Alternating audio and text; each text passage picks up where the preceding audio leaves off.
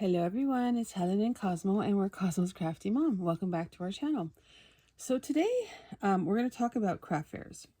So I just want to give you a bit of background story about me doing craft fairs and then how I did this year. So being a crafter on YouTube, you make a lot of things for challenges and tutorials and that type of thing.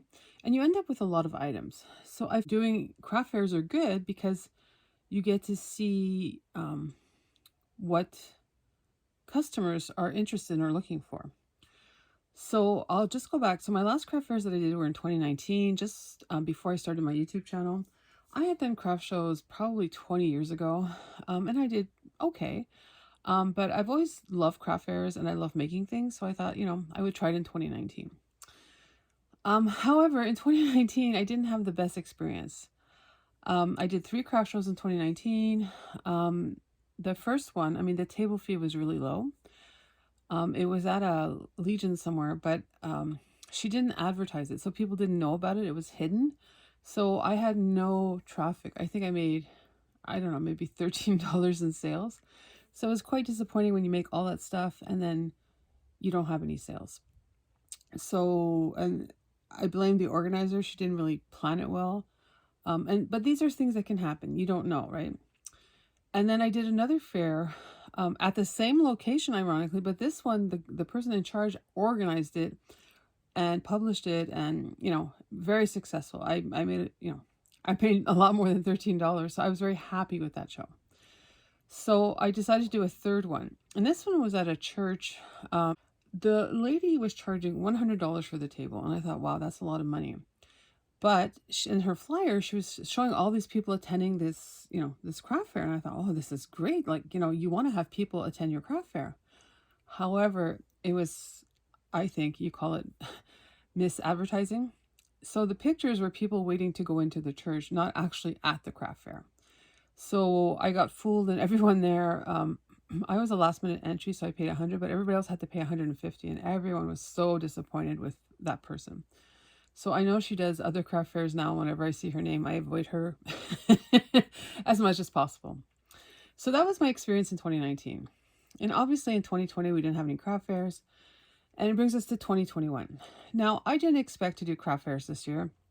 My last craft fair that I was planning to do was in April 2020 when the pandemic started.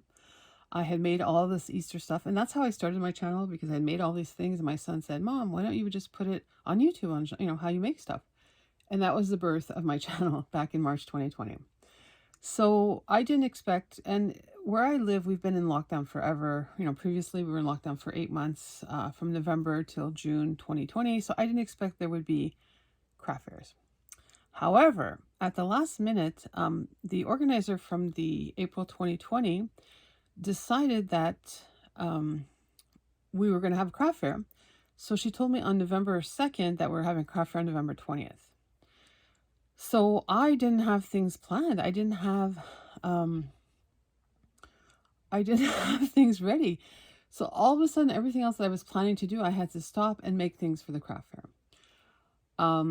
So yes. So I'm going to show you right now in this video some of the things that I'm going to show you my first craft fair that I did this year, and I'll show you the things that I made. Take a look. Hello everyone, this is my craft fair. These are the things that I've made. So these are pretty poinsettia flowers. I made lookbooks.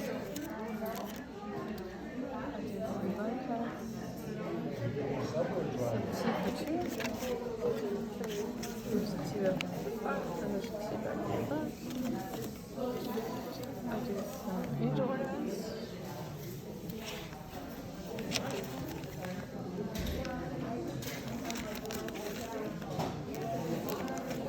I did some Christmas pink jars. This is Merry Christmas.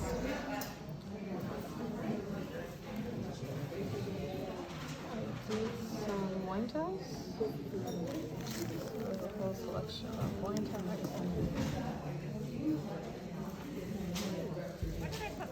did some snowmen that have some chocolate bars in it. That was one of the good sellers. I did some Christmas cards. And I did some hot cocoa packs. So inside there's the hot cocoa and candy. And the packages are made to look like a coffee cup or a hot chocolate cup. There's a tag actually. There's also a band. So it actually looks like a band. And then inside you can write whatever note you want to write. And then it also had some other cards that were not Christmas. And these are all cards I made throughout the year with different flags that I was in. So this is my craft fair.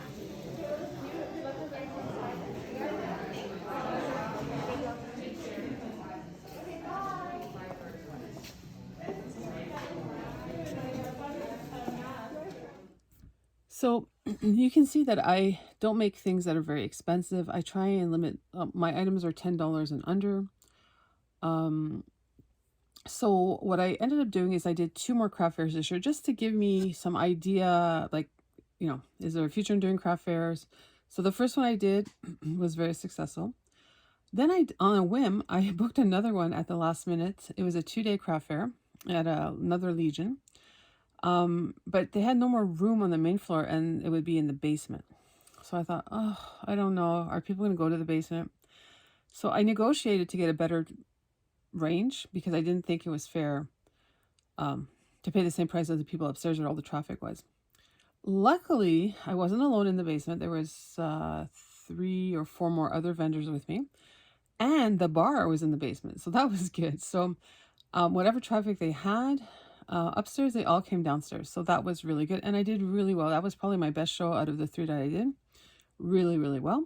And then I did a final one on December 11th with another Legion. This one, the table was really cheap. There wasn't a lot of people at first. However, they contacted their members from the Legion and they all ended up coming. So I did quite well. So I'm not complaining. All 3 craft fairs that I did this year, I did very, very well. So I think craft fairs are a great experience for crafters to see what sells, what's out there, how you're doing, all that type of thing. For me, of the items that I sell, I sold out on a lot of things and I had to make more for the other craft fairs. So I don't know if you noticed there was a hot cocoa pack that I made. I initially started this year. Well, in 2019, I made like 200 of them. But I was down to, how much was I down to? Probably had 100 and something after my first craft fair. My second craft fair, I had counted them. I was down to 90. And by the end of the 2 days, I had 15 left. So I had to make more for my third craft fair, that is great. Some of the great sellers were, I tried something new this year I had never tried before. So I have this little wine bottle tag, which is, you know, instead of giving someone a bag with a bottle of whatever liquor or wine or whatever, you just put this tag on. So I was charging $3 or 2 for $5. And what's great about it is after, you know, it could sit on your table for the holidays. It looks really, really nice. Or change it, you know, just have it as table decor. Afterwards, you could cut it and put it on a card or, you know, put it in a scrapbook. I just thought it was really pretty. And they did really well. So I made, I think, 19 of them. And I sold 10. So I have 9 left. So for trying something new, this was a success for me. So something that really surprised me this year was I had made these angels. And I put them in cute little packaging like that. And I had them like stacked in this box. In previous years, in 2019, I had made angels, but I had them on a tree. And, you know, maybe I sold a few. I didn't sell that many. But because they were packaged this time, I did really well. I ended up I had 40 for the 3 shows, and I was left with 3. So these are Clothespin Angels, very simple to do. So I sold them for $3 or 2 for $5. And a lot of people said they were going to put them on packaging for Christmas. And I think maybe because of COVID, people lost a lot of people. So there's a lot of angels in people's lives right now. So angels were a huge hit. So I did really well with the angels. Another thing that was really great for me was cards. Now, I only started making cards. I've been making them since December 2020. Because one of my friends was like, you know, Helen, you got to make some cards. And I wasn't a big card person. However, when I do my collabs, I'm doing the Christmas 365, which was great because it got me with a lot of cards. I was able to organize and sell them. So I had a basket with 2 sides of cards. So I would sell them for $4 or 3 for 10. But what was so validating for myself was I would have people come and say, wow, your cards are beautiful, or these are amazing. And a lot of people who write cards knew the value, because if you go to a grocery store or somewhere and buy a card, your card could be anywhere from $7 to $10, right? So a card at $4 or 3 for 10, that was great value for them. So I had one of my first shows, one lady, she was just loving my cards. So I had Christmas ones and I had some other ones that I've done like with Joya Blue or Purple Collab. So I had different types of cards. She ended up buying $30 worth of cards. That was 9 cards. So for me, that was like, wow, validation. So the cards are amazing. The hot cocoa packs. I did tea for 2 if you saw in the video. I did my poinsettias. I did really well with those. One other thing that I did is I had all these die cuts cut up, punched out or whatever, and I just put them, you know, for $1 each, and I sold 10 of them, right? So these I usually save for if I'm sending Happy Mail or that type of thing, but hey, I sold $10 worth. The only thing that didn't sell well for me was the Christmas mints. I think I had 18 of them and I sold 2. But everything else sold incredible. I was just really amazed. The best part is hearing the feedback from the people, right? My snow people, I made some chocolate snow people if you saw in the video. I had made, I think, 20 for my first craft show. I was down to like a few of them and I had to hide them. I had them hidden and one lady came and bought them all for me, so I had none left. So I had to go back and make more, and I sold them at my last craft fair. One thing that people commented on was always make sure you have something for the pets. Dogs, cats are very important. My second craft show, I had Doggie Treats. So there's videos on that. You know, I put 2 straws and some milk bones. It was a 2-day show. The first day I had 2 left. I had to go back at night and make some more. And I think I was left with 7 the next day. So that was a great seller. But people kept commenting about their cats. So my third show, I made cat treats. So I just took those Temptation and I put them in little envelopes that I had and put some cat paper on top of it. I actually sold more cat treats than I did dog treats, so which was really funny. So those are recommendations I can have for you. So make sure you have something for cats, for dogs.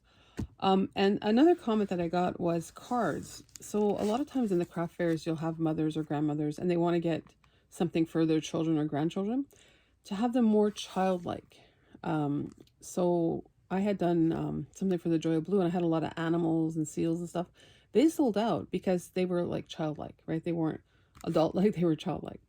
So those are things to think about as well when you're doing a craft fair, to make sure that you have something to appeal to all audiences, right? And different colors too. I mean, a lot of people, I had pink cards and a lot of people love pink. My pink cards went. My blue cards went. So not everyone wants traditional colors, and they try to think of the person that they're going to give it to, right? So again, if I do my tags, I had some pink ones, they sold out. So I try and mix it up with the colors to have something for everyone, right? But yes, as a crafters that we are, it's important to have, to do craft fairs to get feedback, right? Now I do, my items, like I said before, are very inexpensive. So it's 10 and under. I don't know if you saw on the trees, I had made these crochet ornaments and I made them probably when my kids were probably 15 years ago, and I still had some. In 2019, I had done a craft show and I sold them for $5 and I only sold a few. And one lady said to me, no, all that work you did, you should at least sell them for $10.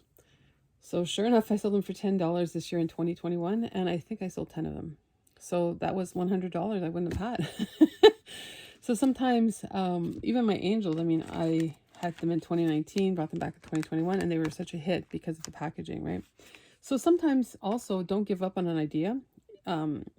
it may not sell at that craft fair or at that time, but it will come back another time, right? So don't lose face. I think what's important is packaging. So if you have things, put them in packaging, especially with COVID, because people are very sensitive to people touching things. So I know we want to not use as much plastic as possible, but I think it's important during COVID times to have things packaged. This way the consumer feels confident, that it hasn't been touched on by a lot of hands in the past. So packaging, put your cards in an envelope as well. That's important as well. And like I said, my angel ornament. So everything I had was in packaging. And I think the consumers at the craft fairs appreciate that, because when they want to give something, they might give this to someone, they like it in the packaging already, right? So that's very important. Credit cards. So I did legions, and I did 2 legions, and I did a fair that was in a church, and the 3 places didn't have Wi-Fi. So I couldn't have used credit cards or those little machines because it didn't exist. Fortunate for me, the one I did the best with at the Legion, they had their own Insta machine. So everyone had cash. So I had cash. There was a few people that didn't have cash. So what I did was we did e-transfer. So I gave them my card, they did an e-transfer, and I could see the money right away. So it was a win-win. So that was good. I didn't have to go and, get the machine for the Apple phone and put it in. I made up cards. Now, I was going to do cards at a local place, but I ended up doing myself. I went to Staples, printed them on thicker paper, and I just cut them out. And there you go. I mean, it doesn't have to cost a lot of money to do a craft fair, right? You don't have to spend like $20, $30 on getting cards. I just printed out maybe 6, 7 sheets, and there was like 10 on each, and cut them up. And, it just has my email address. So what was great is if they were sending me an e-transfer, they had the email address to send it to, and it was good. I think that is it that I wanted to share for my craft fair. So I would say if you haven't done one, by all means, try it out. It's fun to see the consumers. I mean, I think that's the most, when people come to your table and say, wow, that's so cute, or that's amazing, or that looks really great. I think that it's amazing, right? You need that feedback. It's great that YouTubers or YouTube watchers comment on your videos, but when someone's actually going to pay for it, it's that the feeling is second to none, because they're going to buy your products, right? So I think that's good. So yes, I had a successful craft season. Obviously I wasn't prepared, so this is why I think I mentioned in my video yesterday that I'm behind in collabs and different things like that, but I'll get back on track. But throughout the year, if you're thinking about doing craft fairs, I mean, start now. Start building your stash, start building your cards, start building whatever you want to sell. Start building it now so you're not scrambling at the last minute like I was this year, because I didn't anticipate that there would be craft fairs.